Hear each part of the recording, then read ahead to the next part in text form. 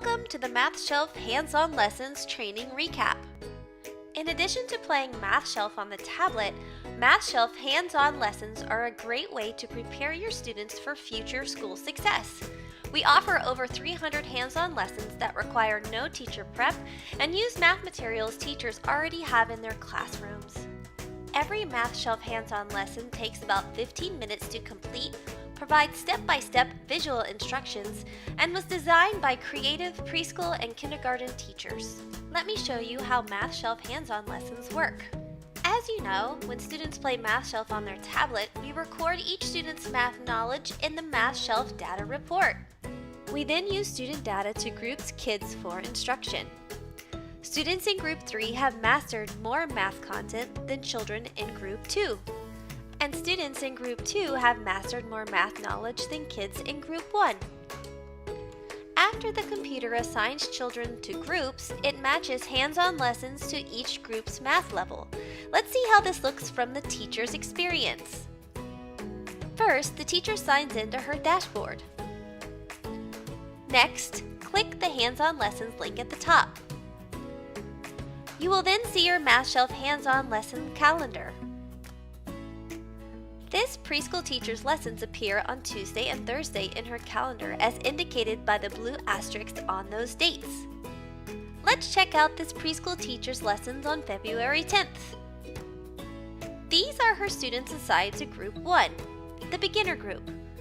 Click Lesson Link. This is the lesson the teacher will teach Group 1. The students in Group 2, the intermediate group, will be taught this lesson. Finally, Group 3 children, the advanced math preschoolers, are working on a place value lesson.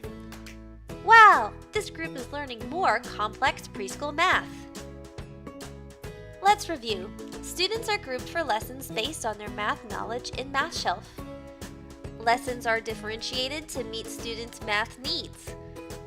Every lesson includes a handout and materials, and lessons require little prep and are easy to implement. Setting up your classroom is simple. You want 3 to 5 children per group, a tablet area, a teaching area, and at least one independent working area.